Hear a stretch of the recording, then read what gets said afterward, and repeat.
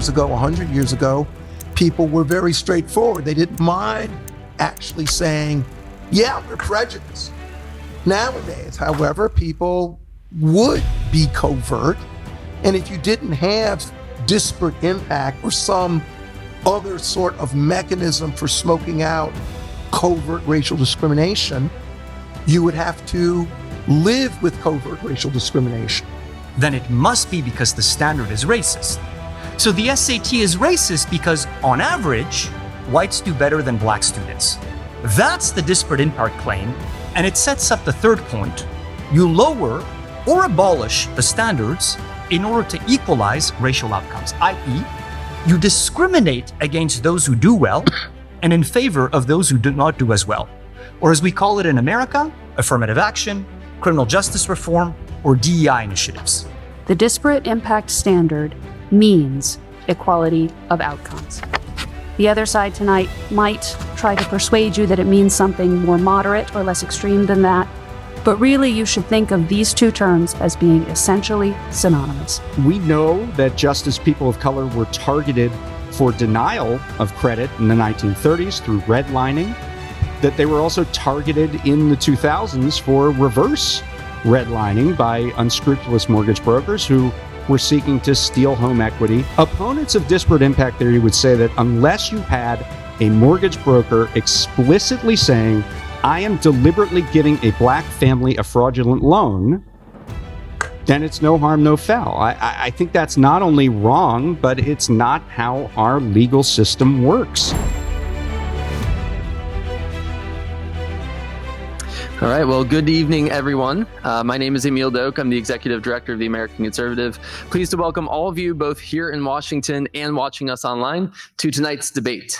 We have an excellent program lined up for you here tonight, so I'm going to be very brief. I just wanted to come first and say welcome. Secondly, if you don't know much about the American Conservative, we are primarily a print magazine. Our latest issue of the magazine is out there in the lobby for all of you here in Washington. Please do take one home with you. Just went to press just last week, so it's very fresh off the press. And we also like to expand beyond our journalism as well and host conferences and events on the hottest topics of the day, like you're attending or watching here this evening. So I mentioned I wanted to be brief. I want to thank all of you for joining us. I also want to especially thank the Arthur N. Roop Foundation for supporting tonight's event. And with that, I'm going to introduce our moderator, who will be our master of ceremonies tonight. Leah Libresco Sargeant is the chief of staff for debates and public discourse at Braver Angels. Her writing has appeared in the New York Times, the Washington Post, and other publications. And she's the author of 2 books and has spoken on building community and constructive conflict around the world. So with that, please join me in welcoming Leah Libresco Sargeant.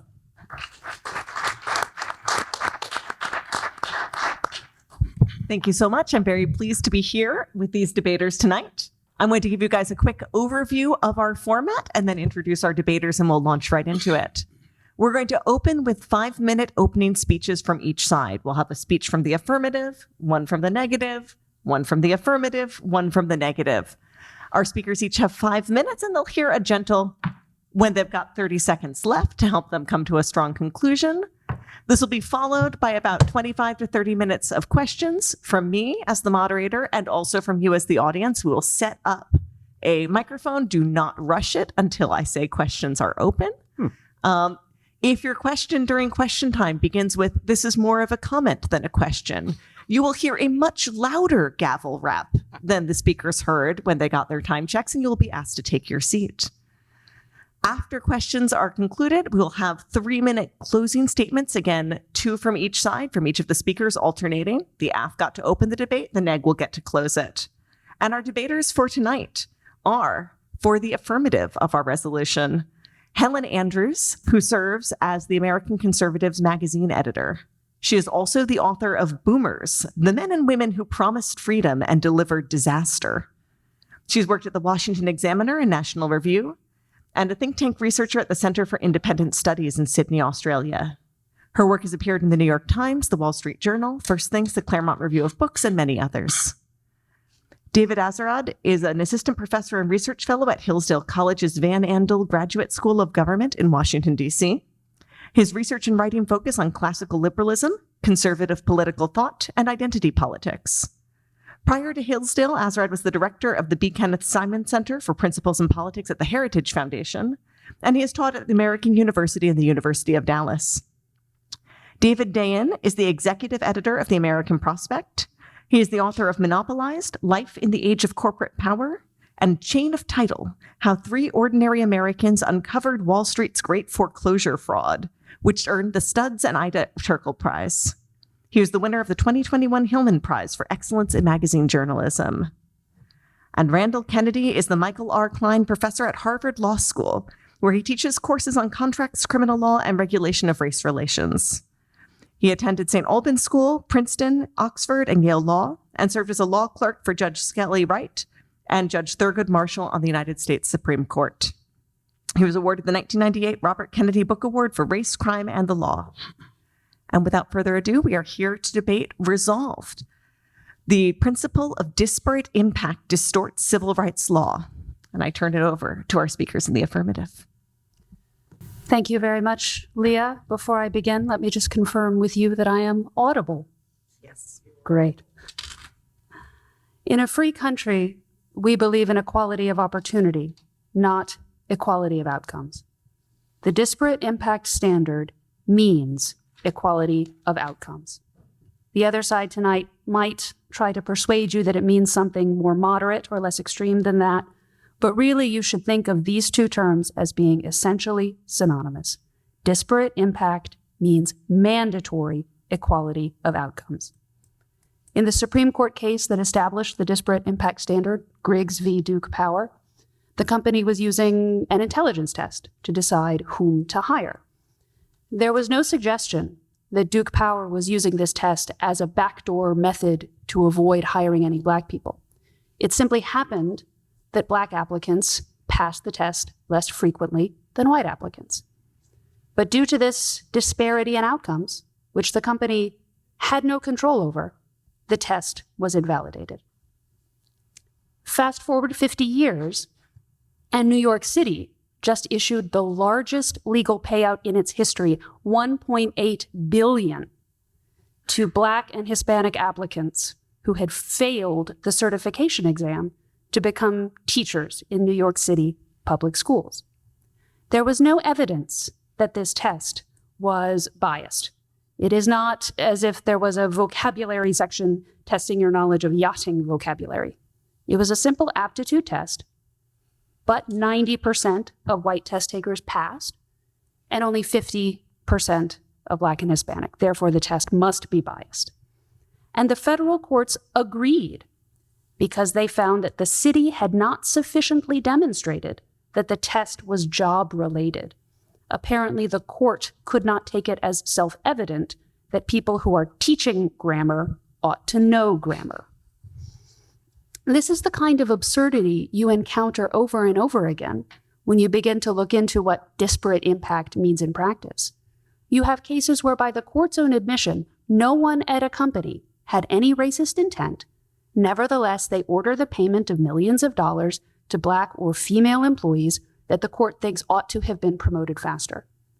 There have been cases where the EEOC sued a company in cases that dragged on for years, in which they were unable to find a single person who could claim to have been discriminated against. The case was purely on statistical disparities. But we should not think of disparate impact as something that matters only in the workplace. If I convince you of anything tonight, I would like it to be that disparate impact is an all-encompassing principle that affects every corner of our government and our lives.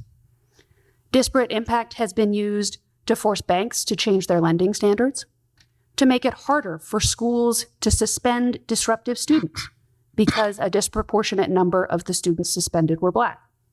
Here in DC, we have a problem with fake tags on cars that are used to evade license plate scanners. These cars drive recklessly with impunity, and they are a menace to other drivers and to pedestrians. Traffic fatalities hit a record high in DC last year, so the mayor's office commissioned a report to study this problem. And the study came back and said, yes, fake tags are a massive problem and a danger to our city. However, increased enforcement would fall disproportionately on people of color. Therefore, we recommend no change to the policy. The people who wrote that report were not worried that increased enforcement would be unpopular with their constituents.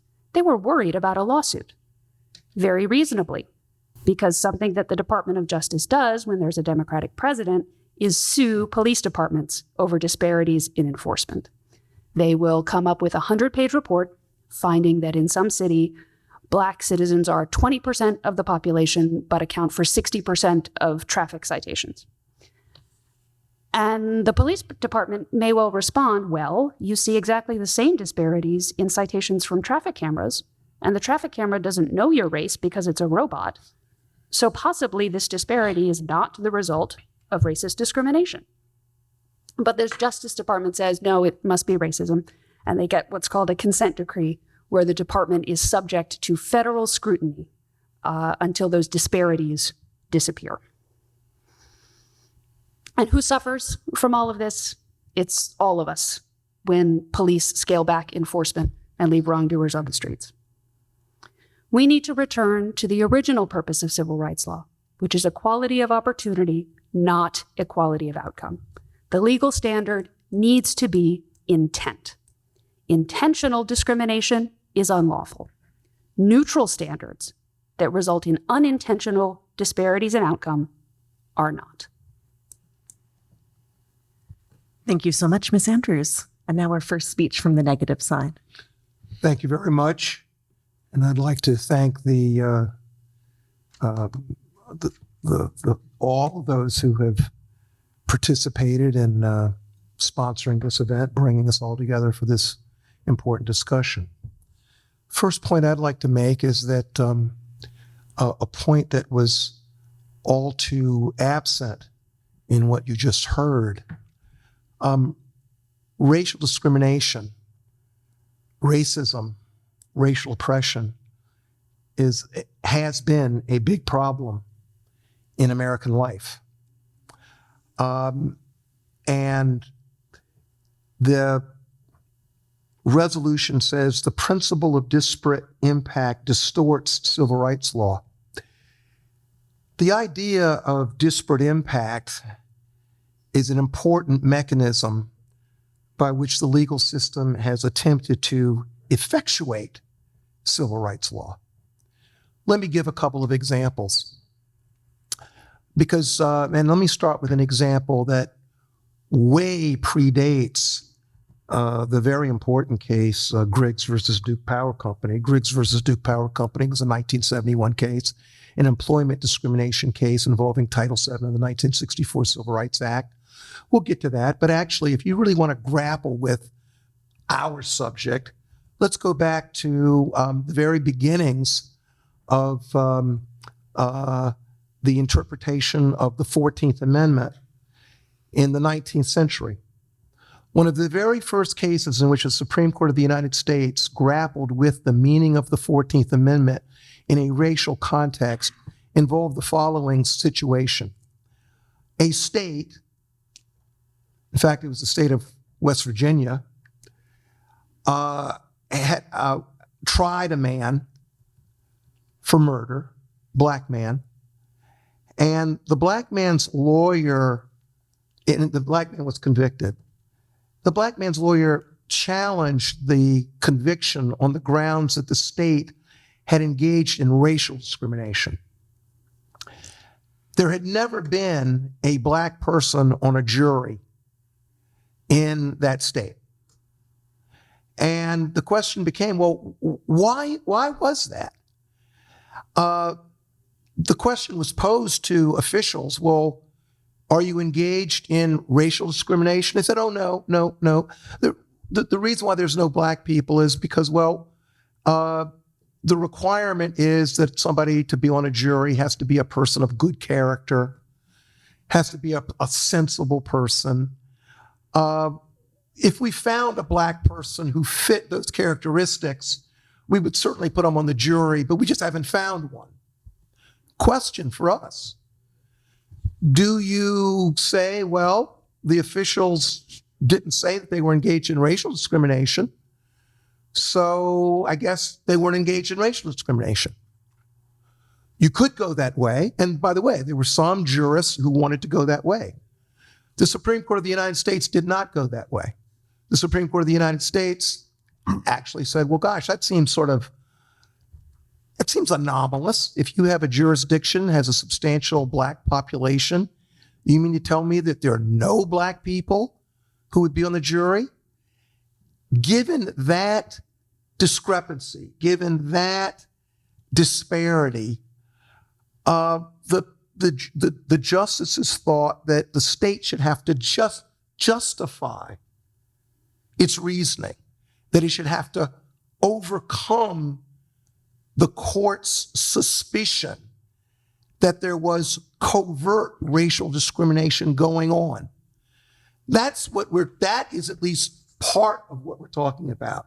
So one theory of disparate impact is a mechanism by which we smoke out covert racial prejudice in the context in which a decision maker is actually lying about the real basis on which they're making decisions. Today, that's even more important. I mean, 50 years ago, 100 years ago, people were very straightforward. They didn't mind actually saying, yeah, we're prejudiced. Nowadays, however, people would be covert.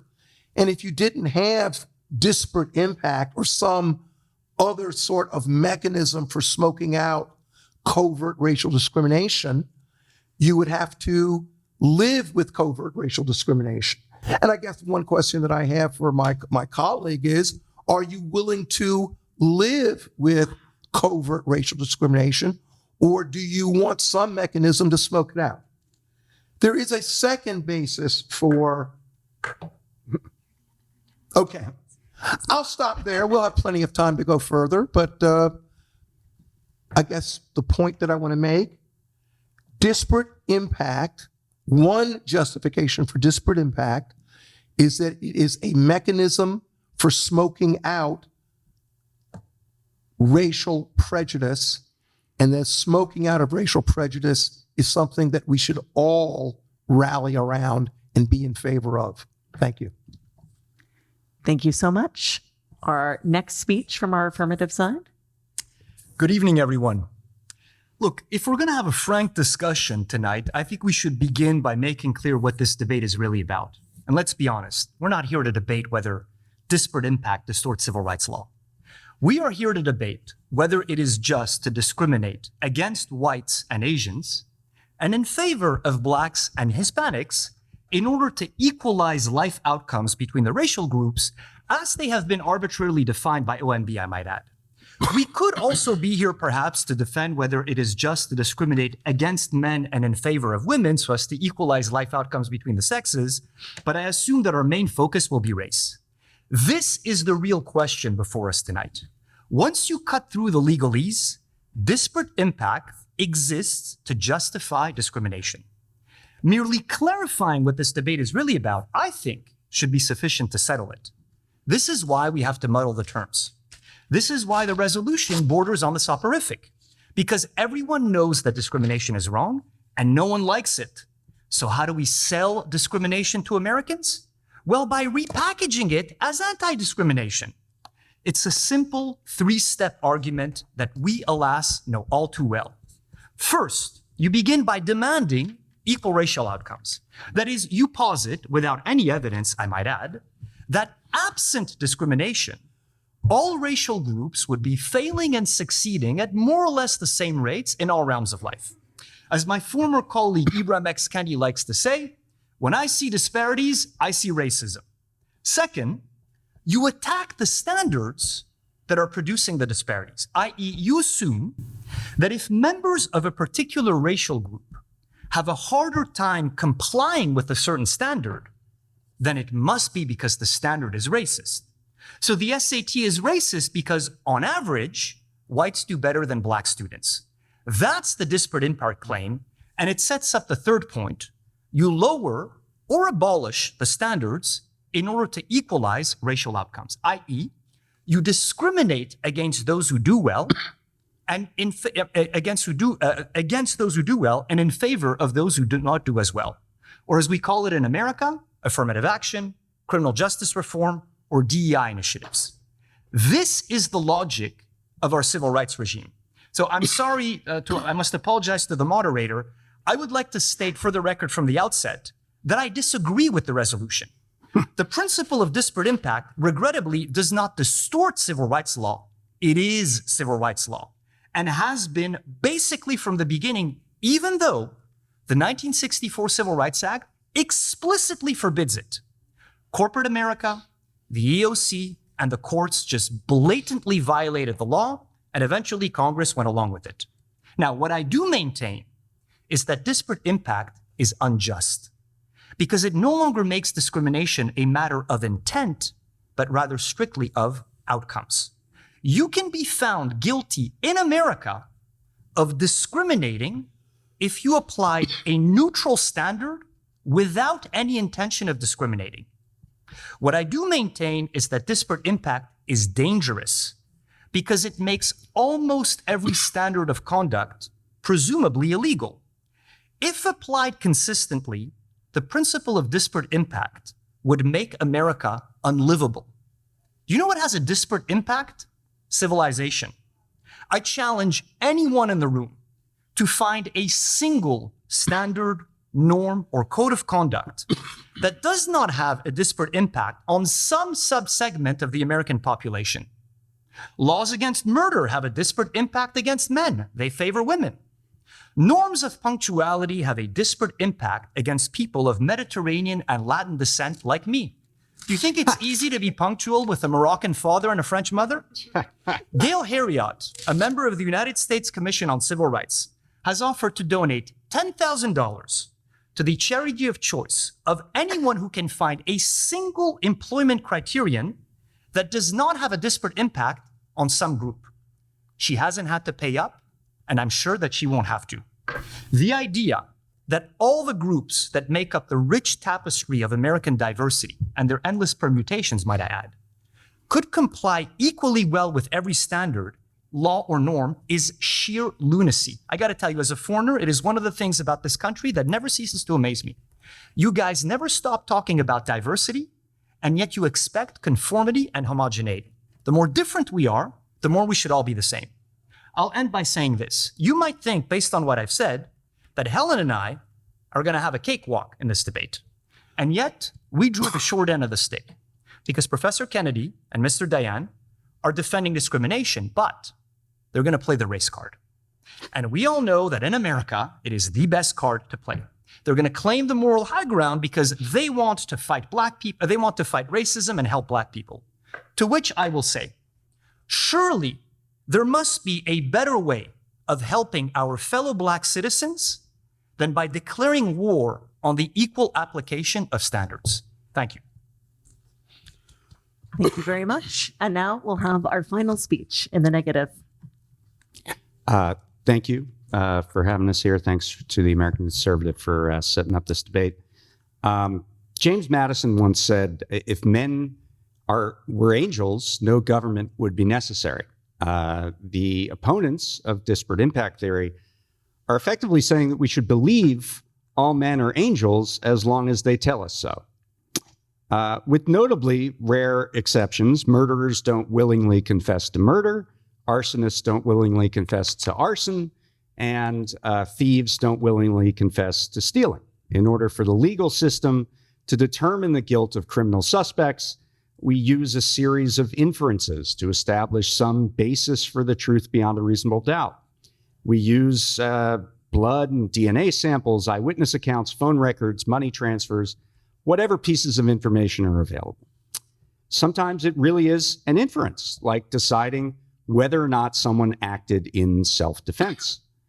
We build a picture of guilt in ways that are indirect. That's part of our criminal justice system. We do this because if we limited criminal convictions only to cases where the suspect confessed, there wouldn't be a lot of convictions, and a lot of guilty people would go free. Fortunately, we live in a society today, for the most part, where racial discrimination is viewed as abhorrent enough that most people wouldn't admit, come out and say that they are proud racists, for the most part. So if all discrimination, which I hope we can agree, and I think we do agree, is something that, all things being equal, we'd like to see eradicated, if it was based solely on a confession of racial animus, once again, we probably wouldn't have too many people found liable for any racial discrimination. Yet we know that racial discrimination still exists, and we can go through all the statistics that we see in housing and employment and elsewhere. Disparate impact theory says you can use an inference. You can use a set of data that shows some evidence of discrimination against specific groups without a smoking gun confession. Without this, it's pretty clear to me that we would have more discrimination in our society.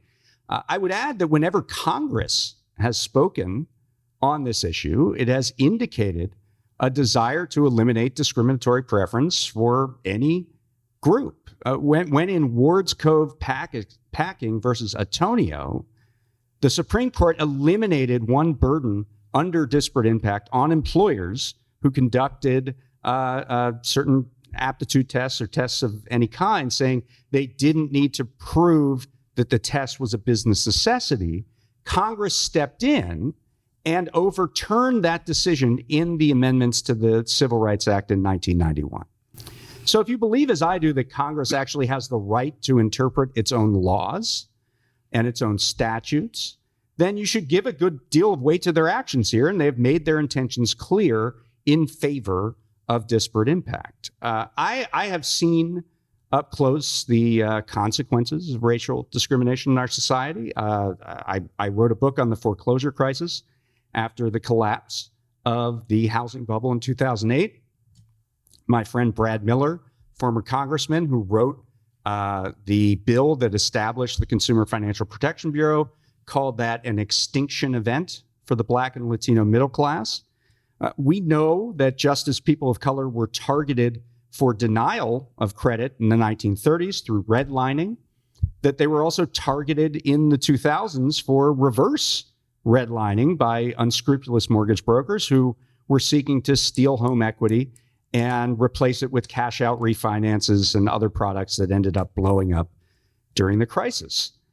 The evidence of this targeting and the disparate impact of this targeting is pretty clear. We have the statistics on this. There were numerous successful government lawsuits about this. Opponents of disparate impact theory would say that unless you had a mortgage broker explicitly saying, I am deliberately giving a Black family a fraudulent loan, then it's no harm, no foul. I think that's not only wrong, but it's not how our legal system works.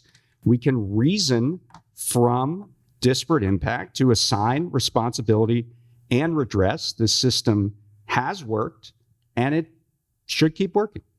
Thank you. Thank you so much. We're now going to move on to the question period of this debate. So we're going to set up a mic in the center, but first I'm going to take the first two questions, one for each side. I've worked at a company that definitely was hitting a disparate impact measurement because it hired primarily through referrals from the social networks and friendship networks and professional networks of current employees who were a good match for the current culture. But this tended to reproduce the racial makeup of the current company, which skewed fairly white and Asian. I'm curious, for the affirmative side, there was no animus as any part of this. This would not be something that would raise an intent problem, but it certainly made it much harder to be hired. Should there be some way of remediating this legally, or some strong incentive that would cause the company to go, there's going to be a real cost to us for hiring in this way? That should be perfectly fine. That should not in any way be illegal. You are welcome to go up to your manager and say, there's a lot of talent out there I think we're missing. And if your manager is self-interested, you will act on that. But illegal? Goodness, no. The other side seems to want to suggest that when I say the standard for discrimination should be intention, what that's going to look like in practice is putting an employer on the stand saying, are you a racist? He says no, and saying, well, we tried. In fact, there are many other ways you can substantiate intention.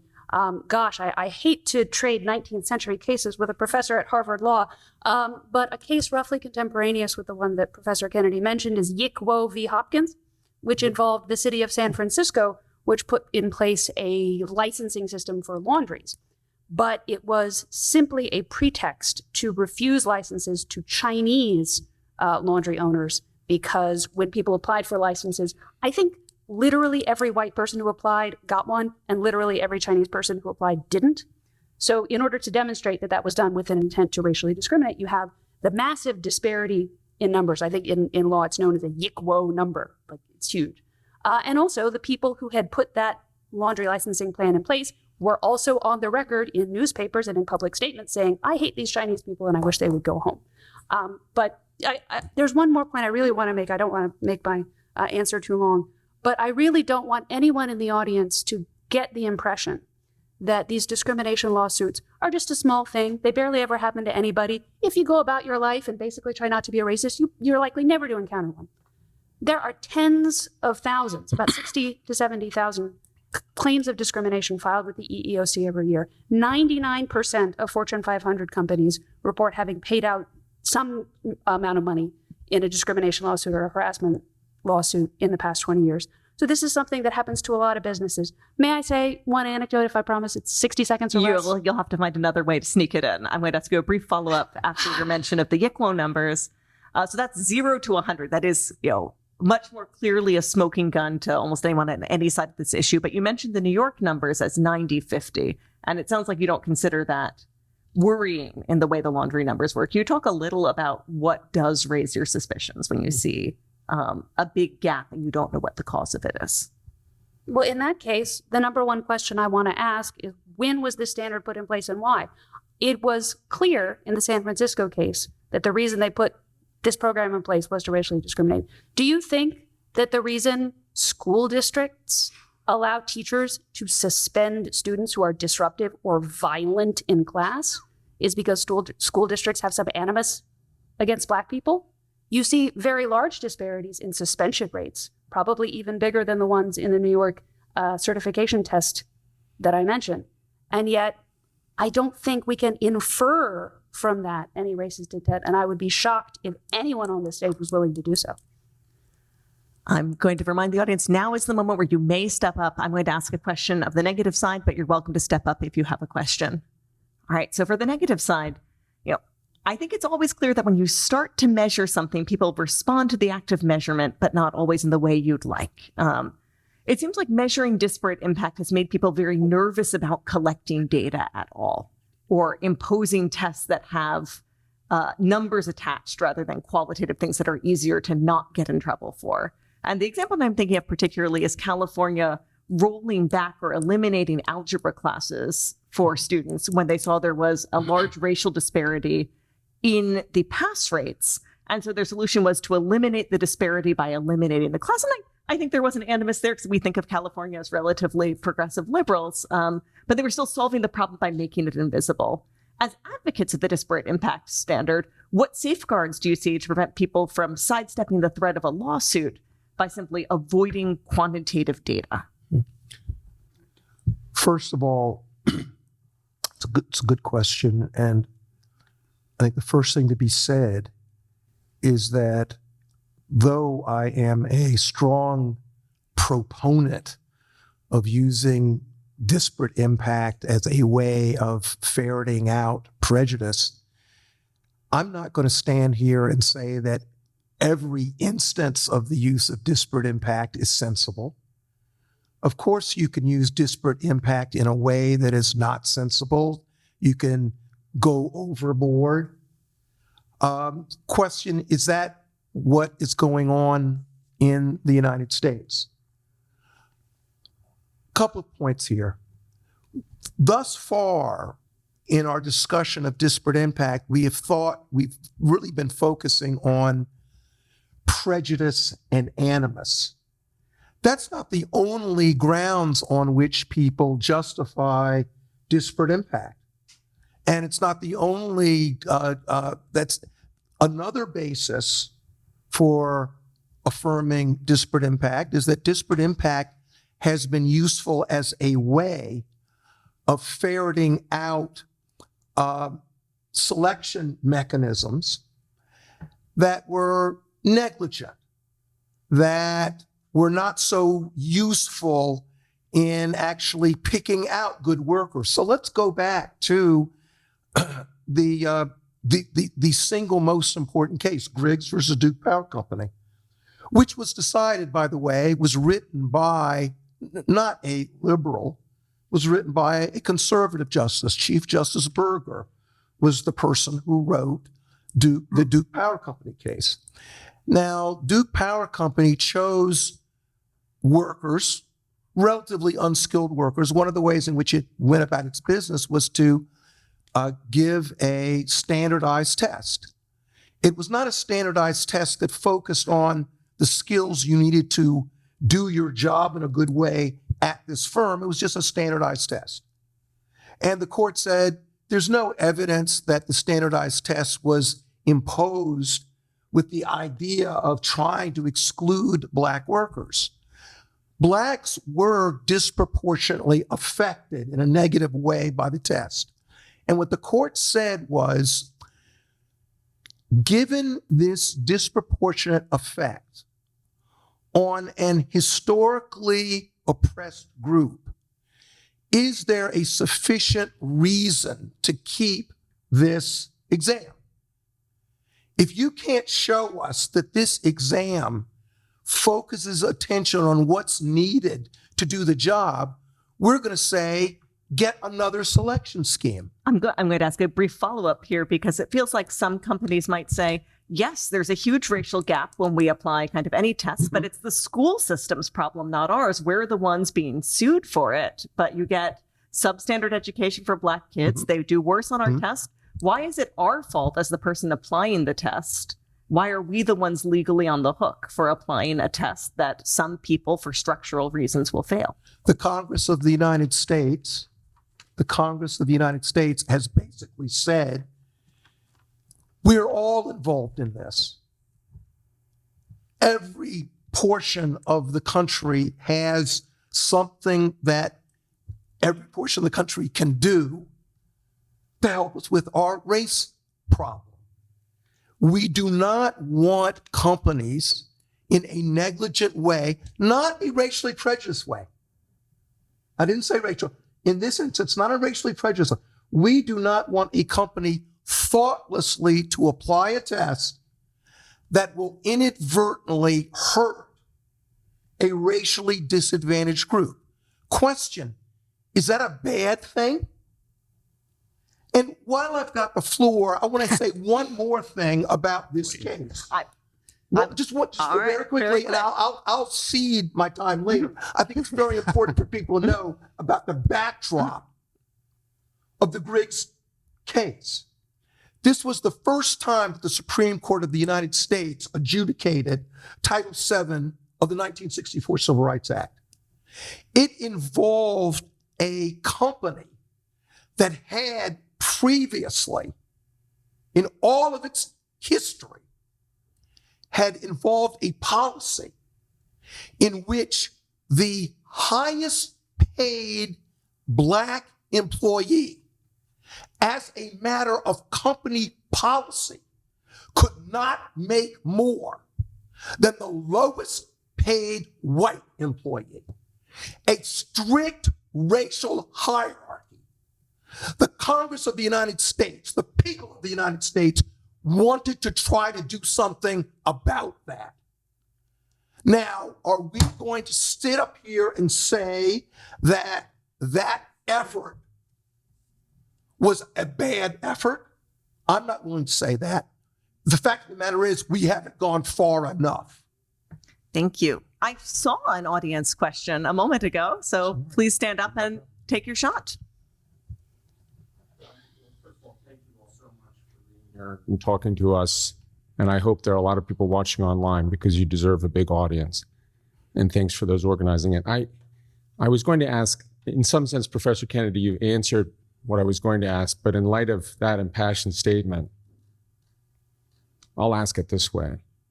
I don't think those in favor of this principle disagree with what you just said.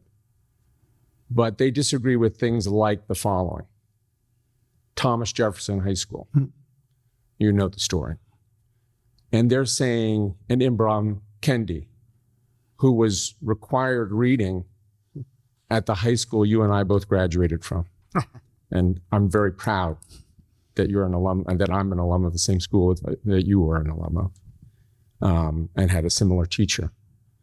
But they're worried that they're saying, if Kendi, to his credit, whatever else you say about him, clarity was his great virtue. It's very simple. If there's a disproportionate outcome against a group that's historically been discriminated against, that is racism or the residue of past racism.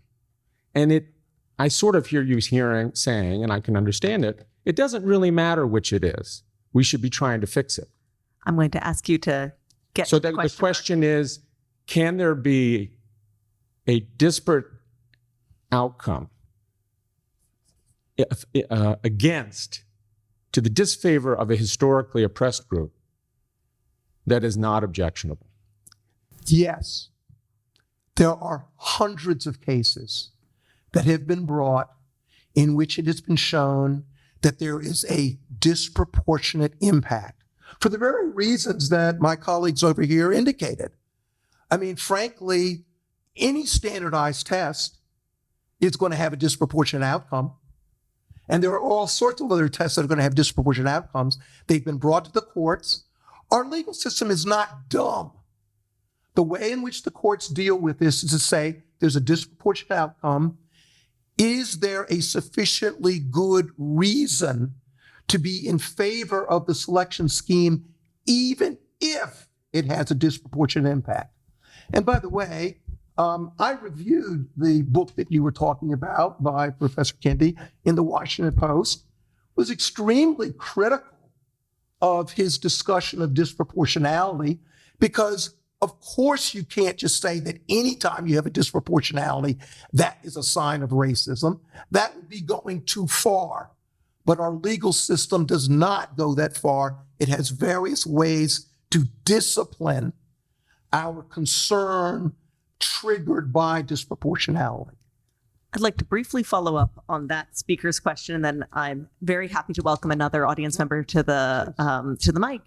I'd like to ask both tables, when is disparate impact only about historically discriminated against minorities versus anyone experiencing a disparate impact? We've just had the example of Thomas Jefferson High School, which had a standardized test, which had a disparate racial impact. And it raises the question of, what is the outcome of interest? Is it the number of students admitted or the number of students admitted at certain test bands, where we have kind of systems set up that get closer to the Chinese laundry example, where in some cases inadvertently, the outcome of the system seems to be to lower the number of Asian students enrolled. And in some cases, people get closer to hitting the animus standard. If you look at the notes Harvard's lawyers wish they hadn't kept on their Asian applicants. So I'm curious, both from our neg table, is disparate impact relevant to groups that are kept out of unrepresented minorities, since Asians are often excluded from that category? And for our F table, what is the legal standard that would be most helpful from your point of view for efforts to exclude that may not rise to the smoking gun level of animus, but have a disproportionate impact on Asians? Okay. Yeah, I mean, I think I would just associate myself with Professor Kennedy's remarks in fact of that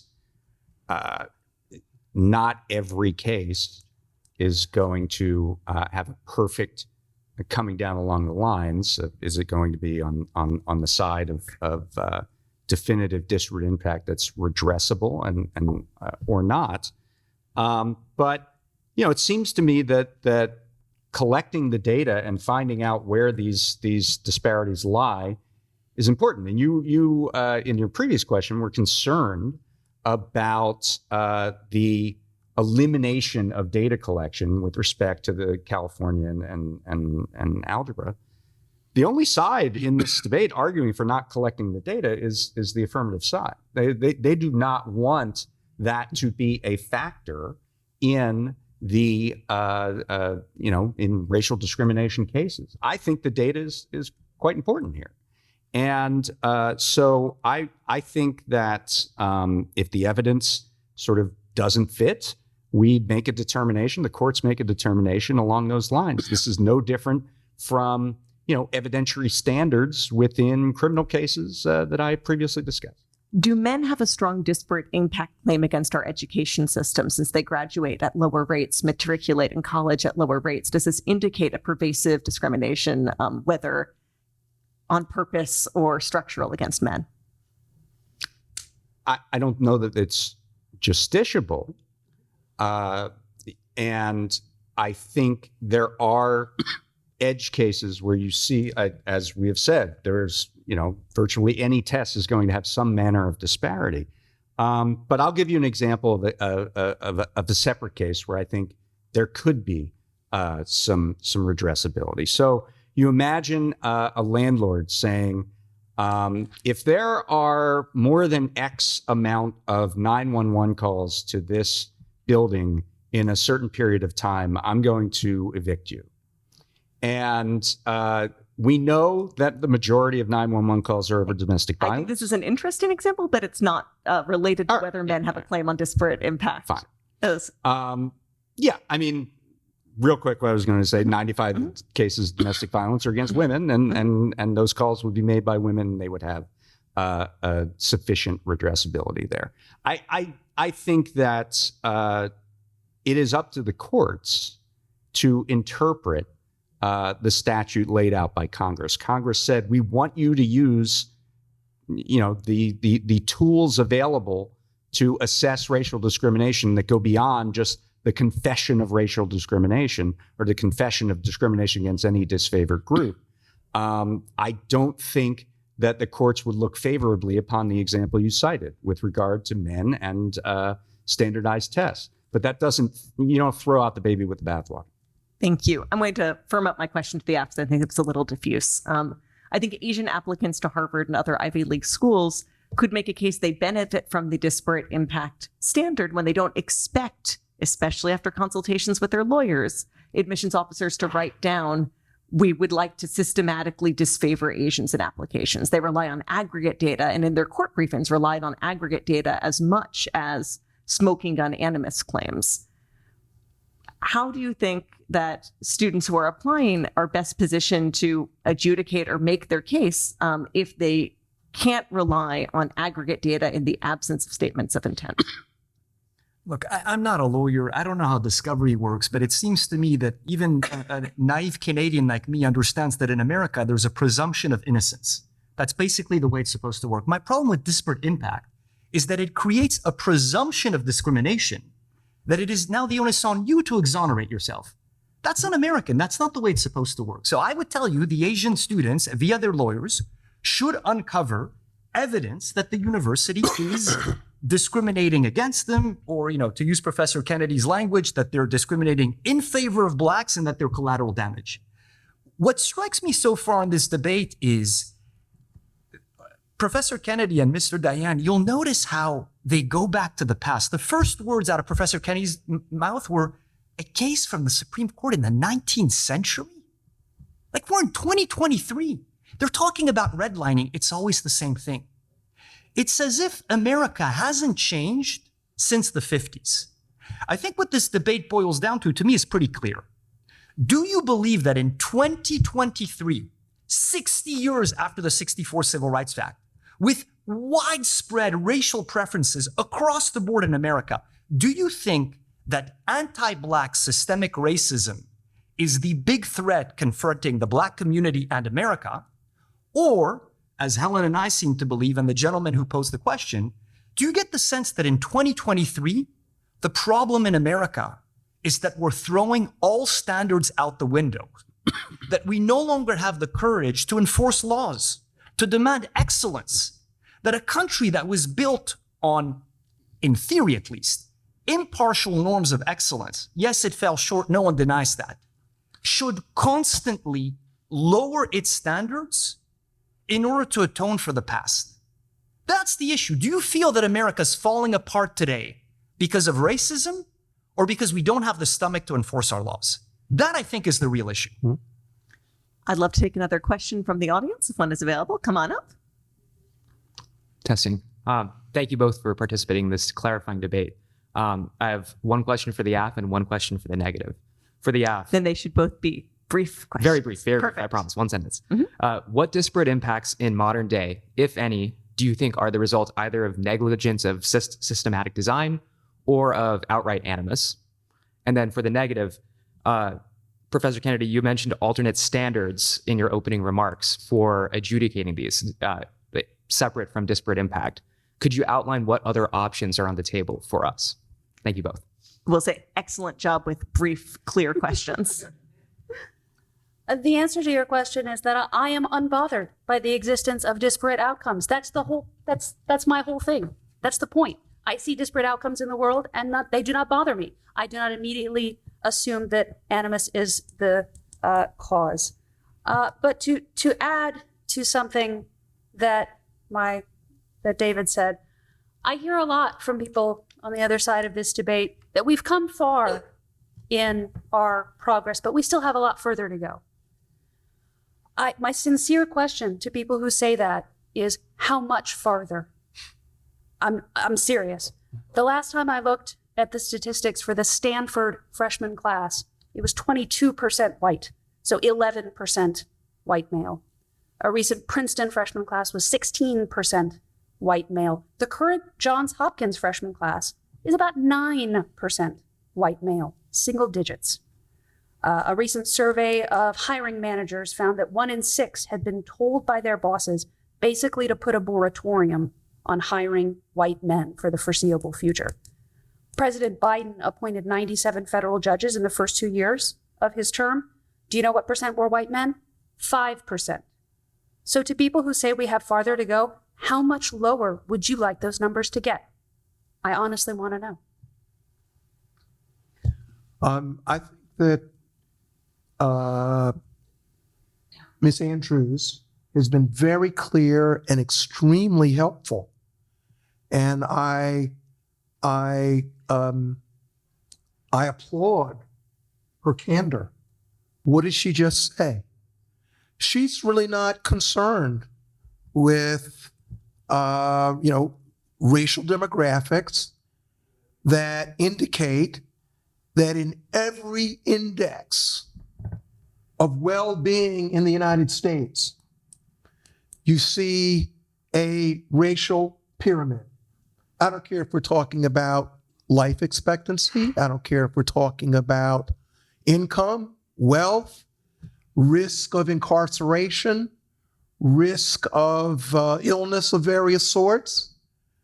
There is, in every aspect of American life, a predictable hierarchy that is racialized. My colleague says, well, okay, not bothered by it. Very useful. I think that does clarify things.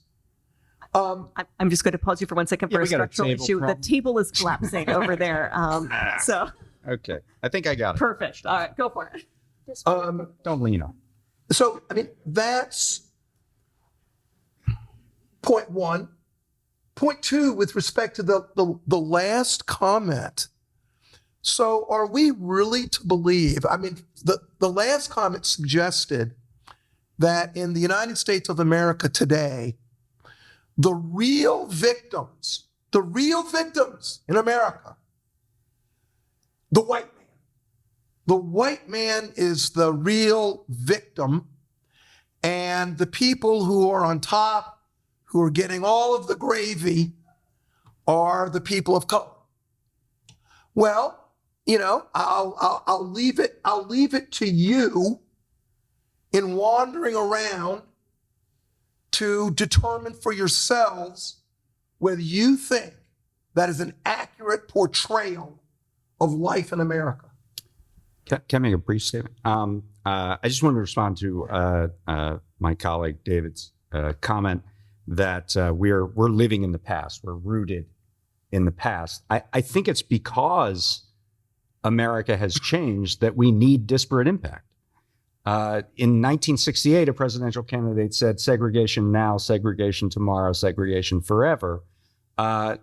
We are not as much in a position today where people are as out and proud. I mean, some people accept it, but for the most part, I think our society has evolved to the fact that, they're not saying they're out and proud racists. And so we need some other way, if there is indeed the continued impacts that Randall has just described, we need a way to measure that, judge that, and come to a reasonable decision about whether these things are indeed indicative of discrimination. And it is because America has changed that we need disparate impact. Yeah, but look at the premise of your analysis. The supply of racism is constant in America. There's no progress. It just changes shape. So we got rid of Jim Crow, and now Michelle Alexander tells us we have the new Jim Crow. Derek Bell, who was the first African-American professor to teach at Harvard Law School, said with a straight face that Harvard had made no progress on race since 1865. Harvard didn't admit black students in 1865. So no one is saying there is no racism in America. You accuse this of believing that men are angels. I mean, come on, we're conservatives. We have the most cynical view of human beings. There will always be racism. But it takes a certain blindness due either to ideology or to nostalgia for the past and reliving the glories of the civil rights era to not see that we live in a different America. So the references to redlining and 19th century court cases and slavery should be taught in our schools, are part of our history. No one denies them. No one celebrates the past injustices. And no one says that their legacy has completely disappeared. That being said, it cannot blind us to the fact that anti-black racism is not the defining feature of the American system the way it was for a very long time. That there are, if you're applying to college today, would you rather check the black box or the white box?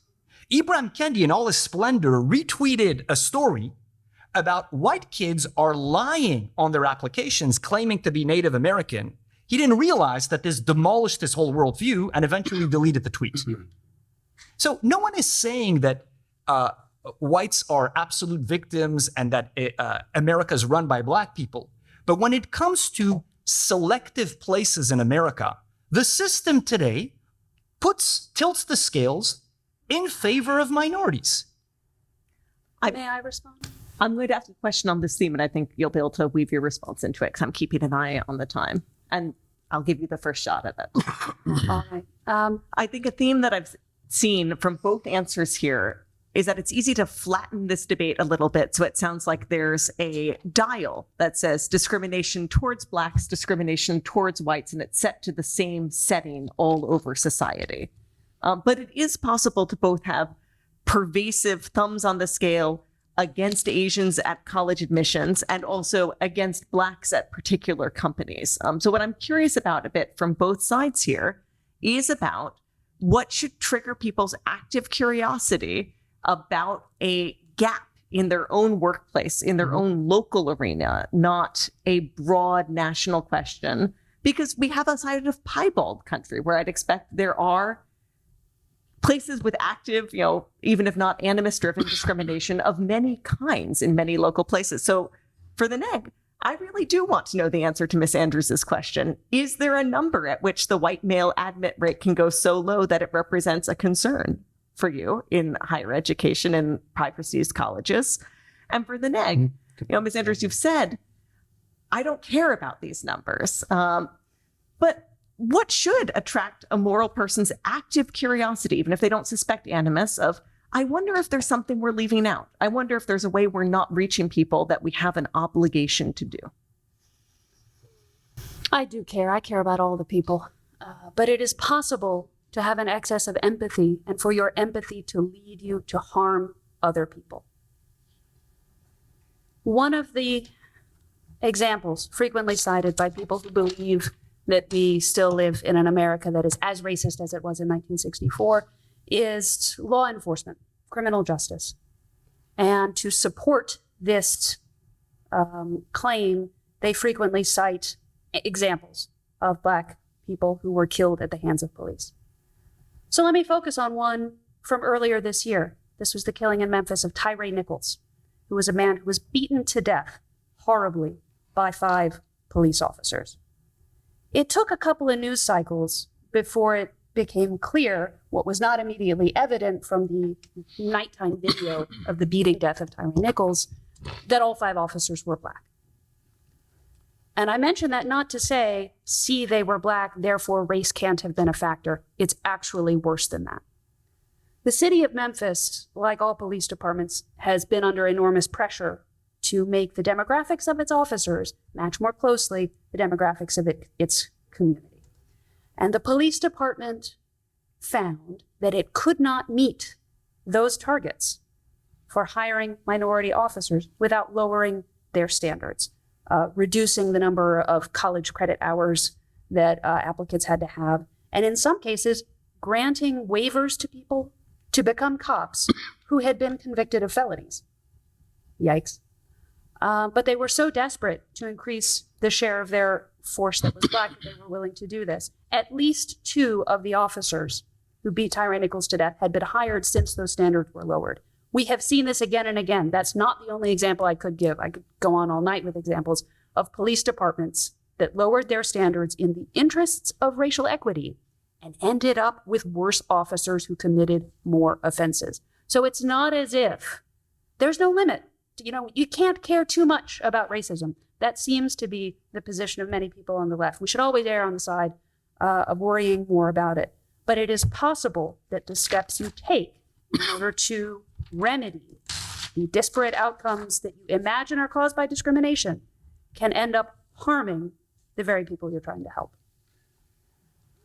I am a person on the left.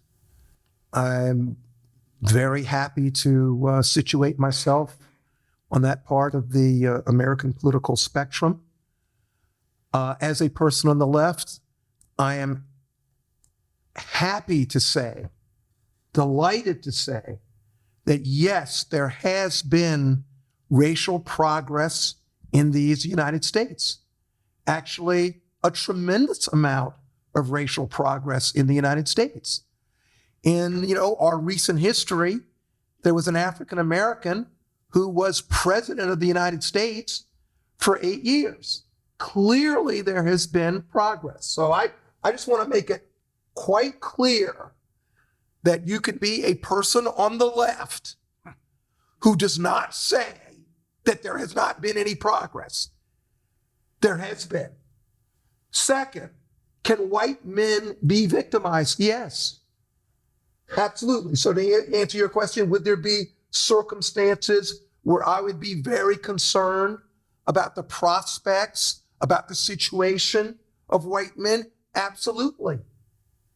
Absolutely. Everybody we need to be on guard regarding the circumstances of any group in the United States, any people in the United States that are being mistreated. Can white people be mistreated in the United States? Yes, they can. On the third point, lowered standards, I would agree with my colleague. I've disagreed in this evening. On that point, I definitely agree. I think we have to be very concerned about the issue of lowered standards. We cannot act reflexively. We cannot simply say, well, let's not be concerned about standards, particularly with respect to police officers. Police officers, such an important position, such a powerful position. We have to be extremely attentive to the issue of standards. And therefore, if we have bureaucracies that are inattentive, we ought to be concerned. Last point, and here I want to repeat something I said previously. It has never been my position that a disparity in and of itself announces racial discrimination. A disparity should make our antenna go up. A disparity should make us ask questions. A disparity might prompt us to say, we have this disparity. You're the decision maker. Can you justify, the test you're using? Can you justify what you're doing?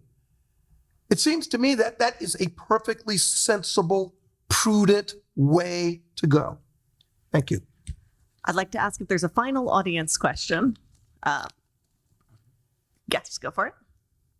Did you already ask? No. No, perfect. Sorry, I'm a little face blind. The lights are bright.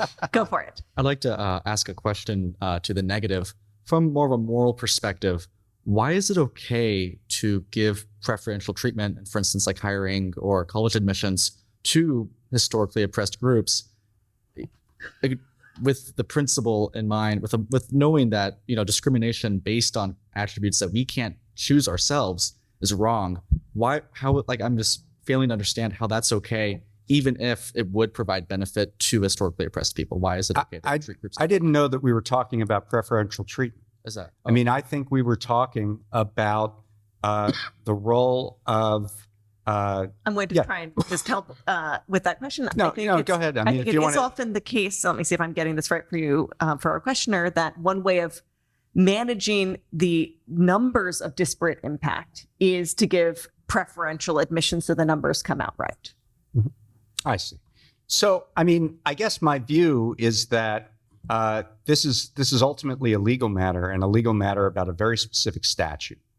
And if we're trying to deal with that statute, it seems to me that taking evidence off the table for the purposes of trying to adjudicate that statute is not the right way to go. And I would ask the other side, if you can't use evidence of racial discrimination in judging racial discrimination, and you concede, as they did, that there is racism still alive and well in America in some form or fashion, may be lowered, and I would agree that it's lowered, but at some level it's there.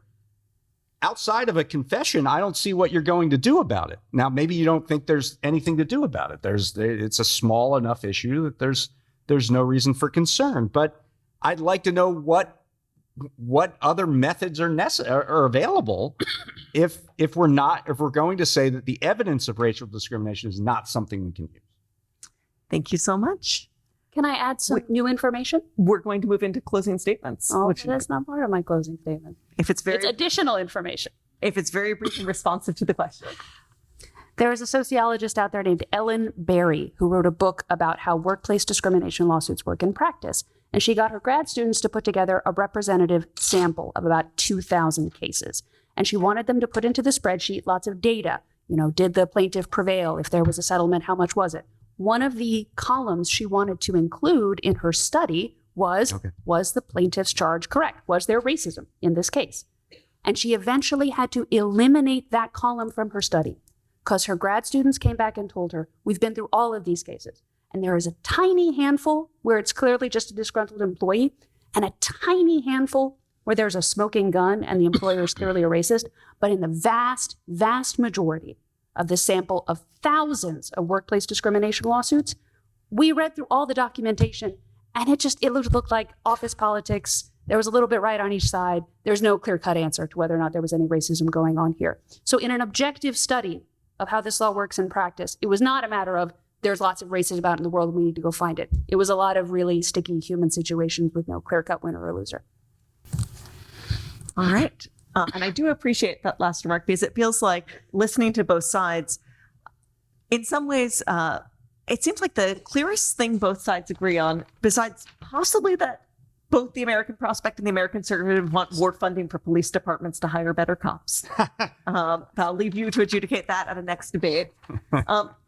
Is that both sides predict very few cases would prevail if the standard were a smoking gun statement of intent. And what our debate really turns on is how to interpret clear numbers that diverge when there isn't strong evidence of bias. And I think, it's interesting to see when people line up on the empirical claims of what a court is likely to find and disagree on what the just interpretation should be. With that, we're going to move on to closing statements. We're going to start with the affirmative, who had the opening at the beginning, so that the negative will have the last word. We're going to take 3-minute speeches from each speaker to summarize their ideas, to deliver a final riposte to their opponents, or to leave you with something to think about or act on. I give it to the affirmative. I'll jump on in. The other side of the debate is for disparate impact, for affirmative action. We're the side against it. So it is sometimes assumed that the people on our side of the table are for strict color blindness, that we believe that race, under any circumstances, should never, ever be legally allowed to matter. That's actually not what I believe. I think race sometimes does matter and can matter. I do not and would not insist, as I think some of the plaintiffs in the Harvard case would, that everything always must be colorblind. But one thing that absolutely must be colorblind is the law. Equality under the law is a bedrock principle that I am not willing to sacrifice. The other side, the pro-affirmative action side, very often paints their position as the very moderate one, that they're just saying that if Harvard or the Coca-Cola company thinks that diversity is important, they should be free to pursue it. That option should be on the table for them. My position is that if that's true, the opposite option should be on the table as well.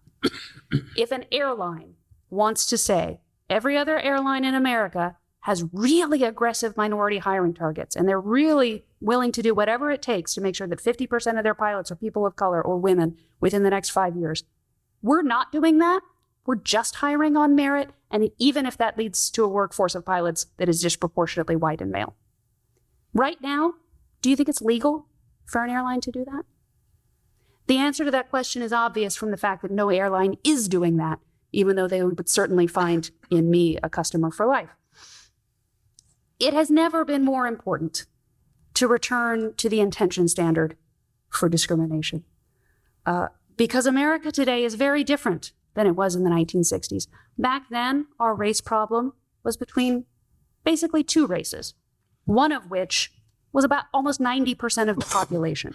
In that case, affirmative action just meant making sure there were some Black people in the room. And I can understand how that might seem like a very reasonable request. But the year's 2023, and so making your company match the racial demographics of America now means finding 30% Hispanics and 12% Black and 8% Asians, and all of this balancing is taking place at the expense of a white majority that is about 20 years from becoming a minority. We're also no longer talking about redressing past wrongs to a minority to whom this country owes a moral debt. We're talking about people who arrived here the day before yesterday and who, from the moment they got off the plane, have enjoyed legal privileges due to their race that my children will never have. So racial balancing under these circumstances will require just an omnipresent awareness of race in every interaction, minute racial balancing, calibration at every stage. And that is the last thing we need right now, is to become more race obsessed as a country. But that will be the inevitable result of maintaining current law with our demographics. I'm just proposing a return to basic freedoms. In the world I imagine, some companies will have affirmative action programs and others won't. Imagine that, diversity. It's a free country. That's what civil rights law originally intended to do. And that's what we need to do. Well, I want to thank everybody for coming and putting on this debate. I like to try to, find some reaching across the aisle to see what we agree on. And the one thing I would agree on is that life is indeed messy, that not everything is 100% clear cut. That's why in the way that the founders envisioned, we put together a court system which deals with the messiness that is life all the time. They weigh the evidence on both sides. They give both sides a fair shot to discuss and argue their position on the facts, and they come down on the side of a decision.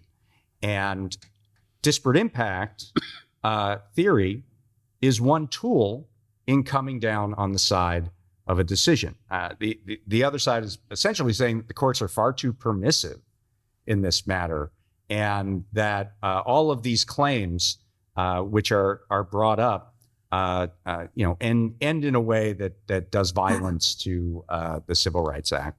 As an observer of our nation's courts, I struggle to agree with that. I remember the last Supreme Court session. I remember, the various decisions that have come down.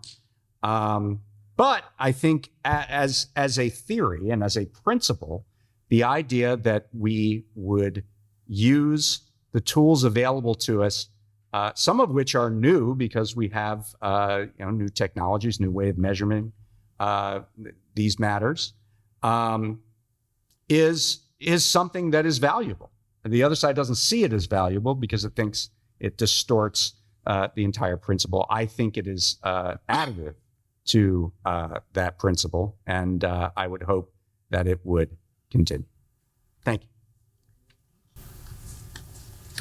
Look, the disparate impact principle basically boils down to the claim that if a particular group has a hard time complying with a non-discriminatory standard, then the standard must presumably be discriminatory. But I ask you, wouldn't the more plausible conclusion be that there's something wrong with the group in question? If I can't do enough push-ups to join SEAL Team 6, should I assume that SEAL Team 6 is anti-Semitic, or that I should hit the gym? If not enough Hispanic kids are acing the SAT to get into Harvard, should we assume that the SAT is racist, or that the Hispanic kids need to hit the books? I want to reiterate what Hellett said. If we're going to live in a free country, discrimination has to be about intent. To prove discrimination, you should have to establish that a corporation, a landlord, a boss, a university admissions committee is actually discriminating. The burden of proof has to be with the person making the accusation.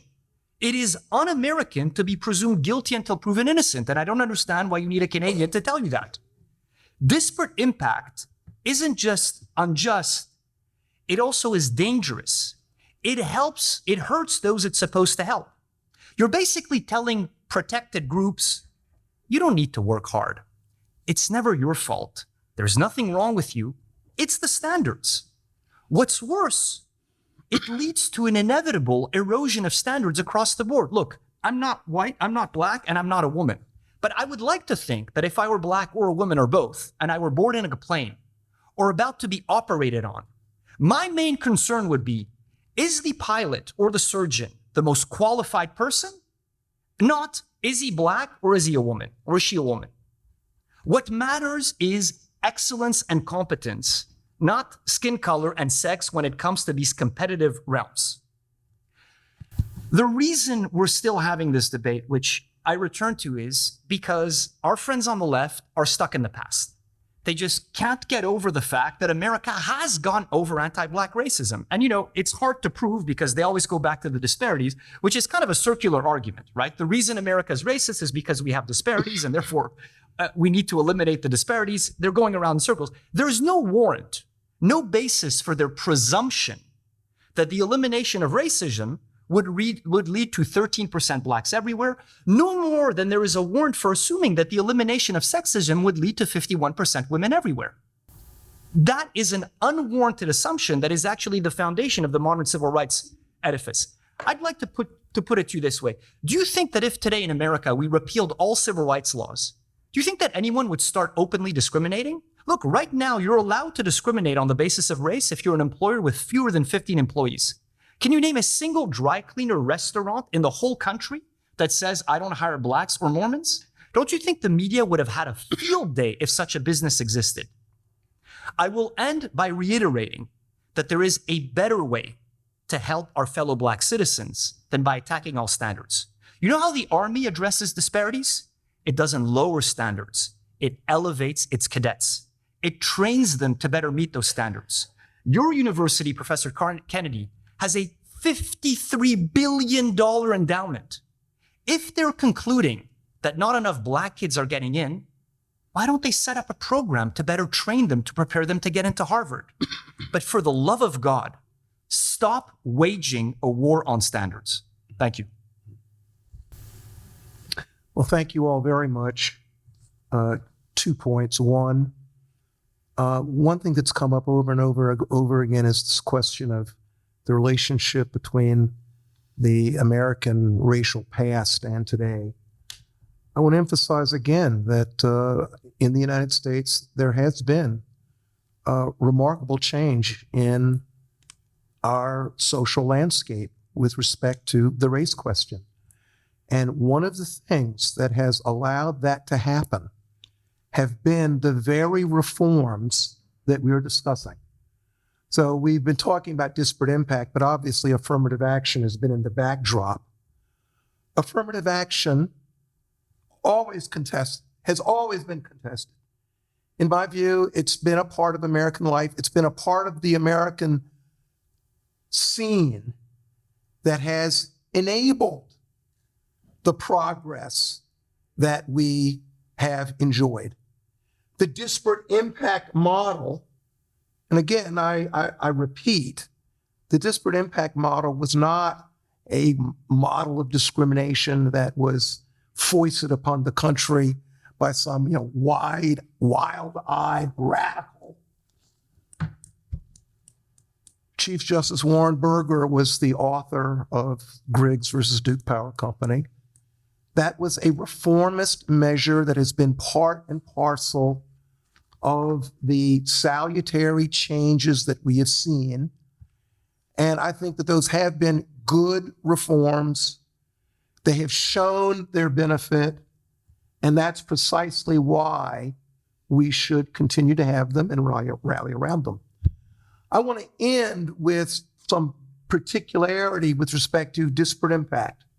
So, should it be the case that for a workforce, imagine an employer who says, I'm going to hire people who can lift a bag that weighs 300 pounds. Now, there's nothing, by the way, about what you do day to day that requires you to lift 300 pounds. But, the employer has maybe, 20 seats to fill. And so the employer says, I'm going to make it a requirement that you lift 300 pounds.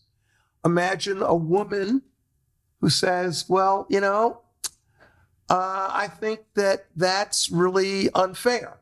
Question. Disparate impact might be a basis for the woman challenging that regime. Do we think that that's wrong? Another example. Imagine an employer who says, I'm not going to consider anyone for this firm who has ever been arrested, not convicted, merely arrested. If that was a requirement, it would be a requirement that would have a disproportionate adverse impact on people of color, particularly Black people. Question.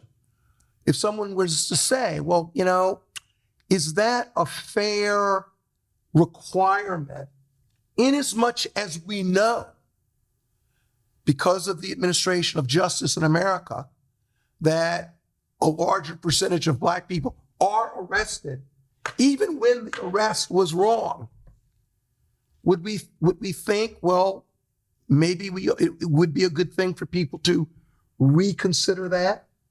Disparate impact at least prompts people to have to consider and reconsider the selection schemes that play such a big part in our roles. And that's precisely why disparate impact is a good thing, good theory. Thank you very much. Thank you so much to all our debaters, to everyone who asked a question. It's been a real pleasure to hear these two perspectives in tight dialogue as opposed to dueling op-eds where I often want to lock people in a room together. And I'd like to thank you all for assisting me in barring the exits. Yeah. We have a final thank you to everyone who helped make this possible and details on the reception to which you are all invited. And so. Yeah, just very briefly. First of all, thank you to all of our debaters. That was fantastic. I hope that everyone here and everyone watching online enjoyed it as well. I hope you'll also continue the conversation and continue to engage in the debate, whether that's on social media, sharing the video that we have. You'll see that after the fact as well. Should see that going around your feeds as well.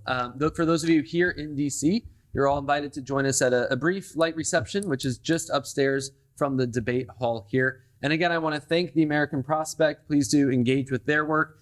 Grab a latest copy of the American Conservative as well. Hopefully you all will engage with our website and our magazine. And I also want to thank the Arthur N. Root Foundation for supporting this event. So thank you all and good night.